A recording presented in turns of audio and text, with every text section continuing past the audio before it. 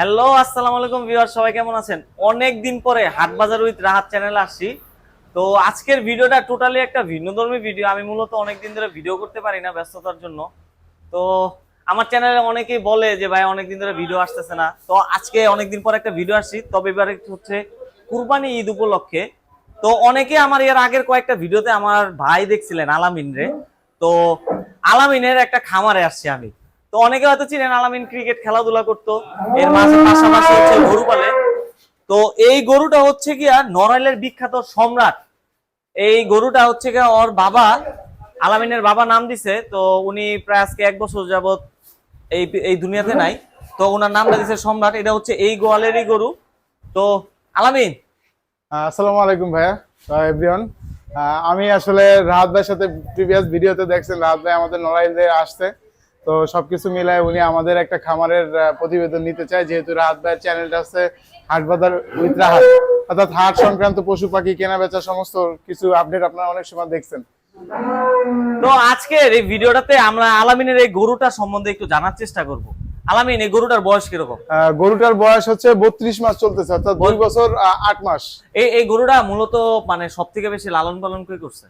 মূলত হচ্ছে কি, এটা আমাদের খামারেরই গরু বলতে কি, আমাদের পারিবারিক ভাবে অনেক আগে থেকে একটা ছোট গরু পুষে আসতো। ওই গরুটা বড় হওয়ার ওই গরুরই বাছুর। ওই গরুর সেটা দেখে মানে মোট কথা এই গরুটা হচ্ছে তোমাদের নিজের ঘরের বাছুর। ঘরের বাছুর। মাশাআল্লাহ মাশাআল্লাহ, দেখেন কত বড় একটা বিশাল গরু আপনার হচ্ছে গিয়া এই খামারের।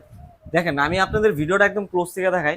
আমার কাছে, আমি আন্তরিকভাবে দুঃখিত, কিসের জন্য এই ভিডিওটা আমি বাইরের থেকে দেখাইতে পারি না গরুটা, কারণ এই গরুটা তো আমি গরুটা বাইরের থেকে দেখাইলে আরো ভালো হতো, কিন্তু গরুটা যখন বাইরে নিয়ে গেছিলাম তখন হচ্ছে গিয়া আপনার ও এত পরিমাণে পাগলামি করছিল, মানে এর জন্য আর কি পরে সাথে সাথে ভিতরে ঢুকাই দিয়েছিলাম। ও হাঁপাইতেছিল অনেক।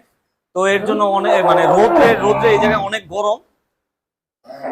দেখেন ওদের ওদের খামারের আরো কিছু গরু, এগুলো হচ্ছে সব মানে একদম দেশি গরু। বাছুরটা দেখেন। আলামিন, তোমাদের এখন কয়টা বাছুর আছে?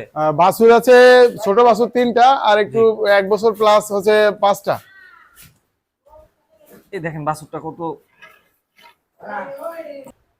তো এগুলো হচ্ছে আপনারা তো দেখছেন আরো কিছু গরু আরো কিছু আছে। তো এটা হচ্ছে টোটাল জিনিসটা হচ্ছে নিজস্ব ঘরোয়া পদ্ধতি। গরুগুলো আগের দিনে যেভাবে হচ্ছে গিয়া গরু লালন পালন করা হইতো, মানে আমাদের নিজস্ব জমি আছে, জমিতে গরুর ঘাসগুলা রোপণ করা হয়।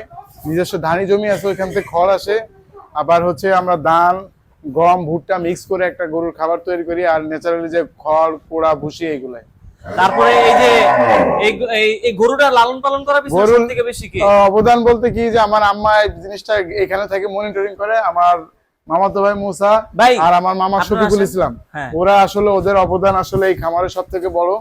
ওরা মানে দেখা যাচ্ছে যে ও পড়াশোনা করে, ও দেখা যাচ্ছে যে সুযোগ পাইলে এখানে চলে আসে আমাদের বাড়িতে। ও আসলে এখানে থাকে, সপ্তাহে 5 দিন এখানে সময় দেয়। আর মামা সব সময় থাকে, সকালে ঘুম থেকে উঠে গরুর খাবার দেওয়া, এই পরিষ্কার করা, গোসল করানো, সবকিছু মামা দেখে। মানে মোট কথা যে তোমরা বাসায় থাকতে পারো না দেখা, মানে তোমার রক্তের সম্পর্ক দেখা, মানে মামতো ভাই ওইভাবে সাপোর্ট দেয়।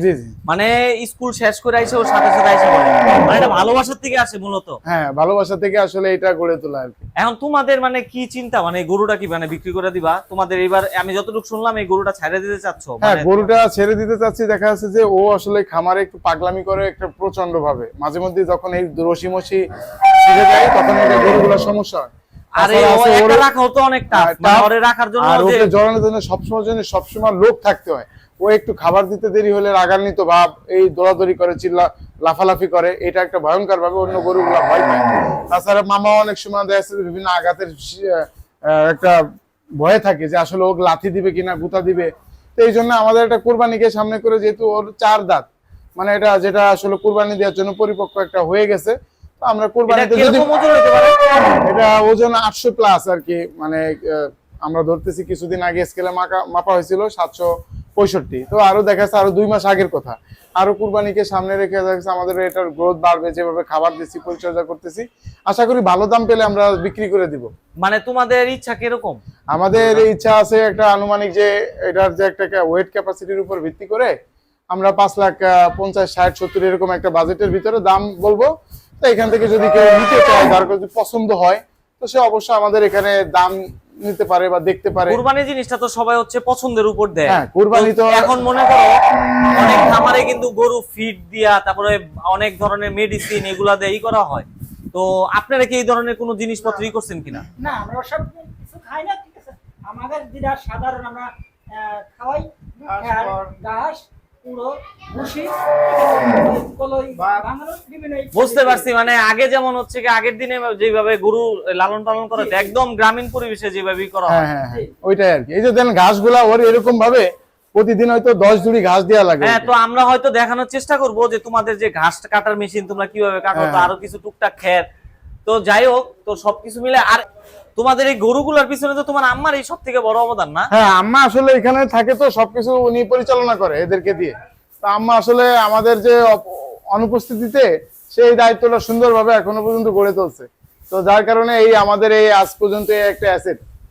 এই অ্যাসেট এখন এটা মাশাআল্লাহ, তো ছোট করতে করতে তো অনেক বড়ই মাশাআল্লাহ, আল্লাহর রহমতে এটা অনেকের স্বপ্নের একটা খামার। তো এর বাইরেও তো আরো দুইটা দেখলাম বাছুর আছে, ওই যে আরো দুইটা বাছুর। তো আস্তে আস্তে তো অনেক বড় খামার করে ফেলাইছো। হ্যাঁ, এটা আসলে ভবিষ্যতে আমার বড় ভাইয়ের একটা পরিকল্পনা আছে যে তার চাকরি শেষে সেই খামারটাকে একটা বড় প্রজেক্ট আকারে গাভী থেকে বাছুর প্রজনন, তারপরে এই বাছুর গুলো থেকে এই যে বড় ষাঁড়ে রূপান্তরিত এরকম একটা বিজনেস আমরা গড়ে তুলবো। যদি আল্লাহ চিন্তা রিজিকে ভাবনা রাখে আছে। ইনশাআল্লাহ। উপর আল্লাহ যদি সহায় থাকে বা আমাদের সবগুলো যদি ঠিকঠাক ভাবে থাকে, এটাই আমাদের পরিকল্পনা। আচ্ছা আলামিন, কেউ যদি এই সম্রাট নড়াইলের বিখ্যাত সম্রাটকে নিতে চায়, মামাচুন, তাহলে তোমার ফোন নাম্বারটা একটু দিয়ে দাও। আমি ফোন নাম্বার তোমার কাছে দিয়ে দিব, তুমি বলে দাও, তারপরে স্ক্রিনে বলে দাও। 01790841100, এটা আমার নাম্বার। আমি সত্যিকার অর্থে বলতে চাই যে এটা ন্যাচারাল, মানে আপনি ওই যে আছে না এই বয়সে অনেক গ্রোথ, যে অনেক খামারি বিভিন্ন ভাবে মোটা তাজাকরণ ওষুধ ফিড, এটা কিন্তু সেটা না। এটার যে আপনি গ্রোথ দেখেন, মানে যে হাইট, আমরা যদি ওইভাবে পরিচালনা করতাম তাহলে এটা হ্যাঁ, এটার ওজন 1100-1200 কেজির উপরে হয়ে চলে যেত। যেত। হ্যাঁ, কিন্তু ওকে আমরা ন্যাচারাল খাবার দিই, আর ওকে সবসময় খাবারের ভিতরে আর ওর যত্নের পরিচর্যায় আমরা এই পর্যন্ত গড়ে তুলছি। দেখেন ও কিভাবে আসলে ওর কতটা কাছের। তুমি তো আরো অনেক ভালোবাসো। না, ওরে আসলে যখন আসি অনেক আদর করি। হ্যাঁ, আমি তো কালকে তোমার সাথে আসলাম, আমি দেখলাম তুমি ব্যাগ আর ট্যাগ ও- আগে ও হচ্ছে কি, ওর শরীরে স্পর্শ পাইলে ওর ভাল লাগে, মানে চুলকায়, মানে অনেক মশা মাছি তোড়াউড়ি করে, ওটা হাত দিলে ও অনেক আনন্দ পায়, যে অনেক স্থির থাকে। তো দেখা যাচ্ছে কি যে আমরাও দিতে চাই যে একটা শৌখিন খামারি থেকে একটা ভালো মানুষ, চাকরিজীবী, ব্যবসায়ী বা যারা কুরবানি দিতে চায়, সে যাতে ভালোবাসার জায়গা থেকে গরুটা দিতে চায়। আচ্ছা, ঠিক এই আছে, যে যদি তোমার আমরা লোকেশনটা আসলে একটু দাম পাই। বলে দাও, লোকেশনটা। লোকেশন হচ্ছে এটা নড়াইল জেলা লোহাগাড়া থানার রামকান্তপুর গ্রাম, মানিকগঞ্জ বাজারের সাথেই শালনগর ইউনিয়নের ভিতর পড়ে। তো আপনারা যদি কেউ আগ্রহী থাকেন তাহলে অবশ্যই আমাদের সাথে যোগাযোগ করতে পারেন, এবং চাইলে লোকেশনে এসে দেখেও নিতে পারেন, যদি মনে হয় যে না দেখবেন আমাদের মধ্যে। আলামিনের হাইট কিন্তু 5 ফুট, তোমার হচ্ছে 10, 5 ফুট 10, 5 ফুট 10, তাহলে ওর মাথার সমান, তাহলে মানে হাইট এটা প্রায় 5 ফুট 8 এর উপরে গরু, তাহলে এবার বুঝতে পারতেছেন। আচ্ছা, তোমার লোকেশনটা দিয়ে দাও। লোকেশন হচ্ছে নড়াইল জেলার লোহাগাড়া থানা, মানিকগঞ্জ বাজারের পাশে রামকান্তপুর গ্রাম। ওটা তো তোমার সাথে ফোনেও কথা বলে নিতে পারো। আর যদি কেউ চায় দেখেও নিতে পারে। আসলে ও অনেক আদরের, মানে সত্যি বলতে কি যে এটা আমার একটা বাবার স্বপ্ন ছিল, অনেক বড় হবে, যেহেতু আমার বাবা বেঁচে থাকা অবস্থায় ও হয়েছিল, ওকে নাম দিছিল সম্রাট। কারণ নড়াইলের এর আগে সেম কালারের সেম এরকম ভাবে একটা সম্রাট হয়েছিল। তো আমরা ওকে ওইভাবে আসলে পরিচর্যা করছি, বা এরকম বড় বানানোর ইচ্ছা। তো আমরা আসলে এটাকে আর বেশি বড় করতে চাই না, অনেক বেশি বড় করতে হলে অনেকে যাচ্ছে ফিড বা বিভিন্ন ভ্যাকসিন প্রক্রিয়া এটাকে করে রাখে। তো যাই হোক আলামিন, তোমার কাছ থেকে অনেক কথা শুনলাম। তো ইনশাল্লাহ যদি কেউ পছন্দ হয় ইনশাল্লাহ তোমার সাথে যোগাযোগ করবে। আর তাহলে আজকে এই পর্যন্ত, ইনশাল্লাহ সামনের ব্লগে আবার কথা হবে। দোয়া করবেন আমি যাতে রেগুলার ভিডিও করতে পারি।